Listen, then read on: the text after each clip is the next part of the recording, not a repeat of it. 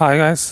నేను second week చాలా ప్రొడక్టివ్గా use చేసుకున్నాను. లాస్ట్ వీక్ చెప్పినట్టు కన్సిస్టెన్సీ అనేది ఉంది. కన్సిస్టెంట్గా ఐమ్ బీయింగ్ ప్రొడక్టివ్. మనకి ఏదైనా ఒక రిజల్ట్ వస్తలేదని మధ్యలో వదిలేసినాం అనుకోండి పని, దెన్ అగైన్ మళ్ళీ నెక్స్ట్ టైం స్టార్ట్ చేస్తాం కదా. ఇంతకుముందు ఎప్పుడైతే ఎంతైతే ఎనర్జీ పెట్టినామో మళ్ళీ అదే ఎనర్జీ పెట్టాల్సి వస్తుంది. ఫర్ ఎగ్జాంపుల్ ఒక పని స్టార్ట్ చేసినారు అనుకోండి, 10 days వర్క్ చేసినారు, 10 days తర్వాత మీకు రిజల్ట్స్ వస్తలేని వదిలేసినారు అనుకోండి, మీకు రిజల్ట్స్ అసలుకే రావు. ఓకేనా. మళ్ళీ నెక్స్ట్ టైం స్టార్ట్ చేస్తారు కదా, మళ్ళీ ఎక్కడైతే మీరు 10 days వర్క్ చేసినారు కదా, మళ్ళీ అది 10 days వరకు మళ్ళీ వచ్చిన తర్వాతనే ఆ 10th day నుంచి మీకు అనేది రిజల్ట్స్ అనేవి కనిపిస్తుంది. So here the thing is learn how to rest, not to quit. అంటే రెస్ట్ తీసుకోండి కానీ క్విట్ చేయకండి ఒకటేసారి. ఇది ఎందుకు చెప్తున్నానంటే, నేను ఈ సెకండ్ వీక్ కూడా జిమ్కి 6 days అవుట్ ఆఫ్ 6 days వెళ్ళినాను. నాకేం ఇంప్రూవ్మెంట్ కనిపిస్తుందంటే, నా bench press, dead lift, squats కూడా వెయిట్ అనేది ఇంక్రీజ్ అయింది. ఫస్ట్ బెంచ్ ప్రెస్ అనేది ఇప్పుడు నేను 55 kg చేస్తున్నాను.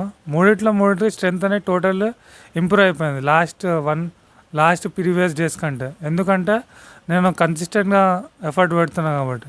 సో మీరు కూడా ఏదైనా వర్క్ చేస్తే కన్సిస్టెంట్గా, మధ్యలో యూ డోంట్ గివ్ గ్యాప్ ఇవ్వకుండా కంటిన్యూస్ ఎఫర్ట్ పెట్టినారనుకోండి, మీకు రిజల్ట్స్ అనేవి కనిపిస్తాయి. స్టార్టింగ్లో రిజల్ట్స్ కనిపించవు, కానీ మీకు కన్సిస్టెంట్గా వన్ బై డే ఒక్కొక్క డే యాడ్ అవుతుంటే మీకు రిజల్ట్స్ అనేవి చాలా పెద్దగా ఇమెన్స్ హ్యూజ్ రిజల్ట్స్ కనిపిస్తాయి. మీరే నమ్మలేరు, అంత హ్యూజ్ రిజల్ట్స్ కనిపిస్తాయి నేనైనా చేస్తుంది అని చెప్పేసి.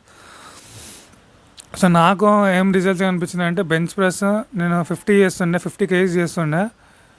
కన్సిస్టెన్సీ మెయింటైన్ చేయడం వల్ల, కంటిన్యూస్ 2 weeks వెళ్ళడం వల్ల 55 kgs అయింది. డెడ్ లిఫ్ట్ అనేది నేను 70 kgs చేస్తుండే. 2 weeks కంటిన్యూ చేయడం వల్ల, కన్సిస్టెంట్గా చేయడం వల్ల 100 kgs అయింది. అదే స్క్వాట్స్ అయితే నేను 60 kgs చేస్తుండే, ఇప్పుడైతే 70 kgs అయింది. అదే మీరు కూడా మీరు లైఫ్లో ఏదైనా స్టక్ అయిపోయి ఉన్నారు అనుకోండి, మధ్యలో వదిలేకండి, కన్సిస్టెంట్గా ఎఫర్ట్ పెట్టండి. ఎప్పుడు ఒక కోట్ ఉంటుంది అనమాట, ఏంటంటే మన స్పీడ్ అనేది ఎప్పుడు ఒక బండి నడిపిస్తున్నాం అనుకోండి, ఎప్పుడైనా బండి స్పీడ్ 5-10 వెళ్ళాను కానీ 0 వెళ్ళవద్దు. ఎప్పుడైతే మన బండి కనీసం 5 స్పీడ్ 10 స్పీడ్ km/h పోయినా కానీ ముందుకు వెళ్తూనే ఉంటుంది. అదే 0 అయిపోయింది అనుకోండి, స్టక్ అయిపోతుంది. ఫుల్ స్పీడ్ మీకు 120, 110, 80, 90 పోకపోయినా కానీ ఒక 5 స్పీడ్లో పోండి, అట్లీస్ట్ ముంగటికన్నా వెళ్తారు. 0 చేసినారు అనుకోండి, will be stucked in the same place.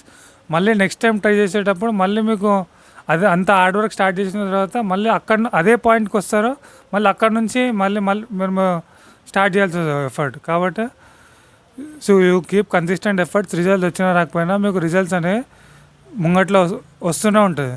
Results అనేవి ఎక్కడికి. ఓకేనా. పీస్. మీకు ఈ వీడియో నచ్చినట్టయితే లైక్ చేయండి, షేర్ చేయండి. Be consistent. Don't forget to like and subscribe. Thank you.